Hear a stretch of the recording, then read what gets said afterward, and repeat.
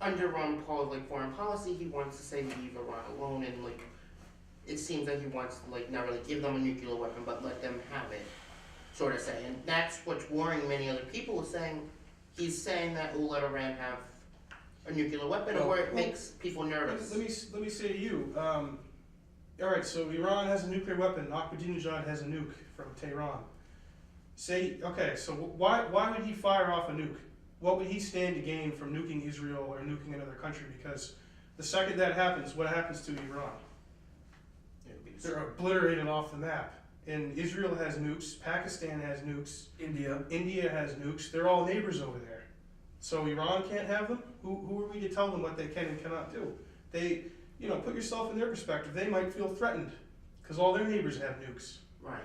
We have the most nukes on planet Earth. Yeah, it's mad, mutually assured destruction. And Ron Paul also highlights the point that during the Cold War, the Soviet Union and America, we had tens of thousands of nuclear weapons pointed at each other for decades. For a while, well, yeah. Well, yeah, for many, many years. And talking about Iran even getting one nuke, I mean, it's just a joke. It's a joke. It's more saber-rattling. It's more the neocons wanting to drum up more war, and it's like Iraq all over again, putting fear into the populace. We say it enough, we put it enough on the media, enough people will believe it. Well, you know what? We're not going to buy it this time. We're not going to get fooled again. Yeah, these are the same people that were telling us Iraq had weapons of mass destruction, posed a big threat to our security. Santorum was one of the biggest cheerleaders for the Iraq War. And Newt Gingrich. And Mitt Romney. So these guys have no credibility, in my opinion. There's zero credibility with foreign policy. And not only that, Ron Paul wore the uniform. He's an Air Force flight surgeon. He was drafted in the early 60s. Yeah, he was drafted, and he served. And that's another thing. Someone who's actually served in the military, I believe, has a better grasp of being commander-in-chief of our armed forces. Do you think, in your opinion, how important is the New Hampshire primary in general? It's classic retail politics. I mean, anyone can come up through the ranks in New Hampshire and do well. I mean, Jimmy Carter in the late 1970s stayed at people's houses here in New Hampshire, and after he won the presidency, he had those people come stay in the White House. So that's kind of a cool story you can get out of New Hampshire. And there's a saying that if we don't meet the candidates at least 10 times personally, then we don't know who we're going to vote for yet. And that's really true. I mean, we had Governor Gary Johnson speak in our kitchen last year.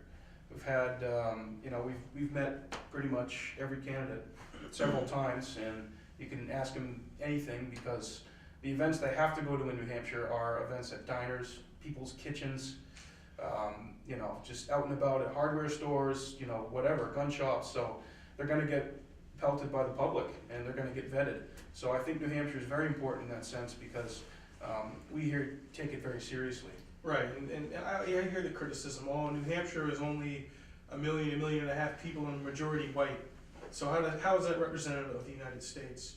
So while that may be true, we are, not very ethnically diverse, but I would just speak to the fact to how serious we take this process here, and also just how educated people are in New Hampshire, and how well-rounded they are civically, in their community. It's really, it's passion. It's a passion project every 4 years that happens up here in New Hampshire.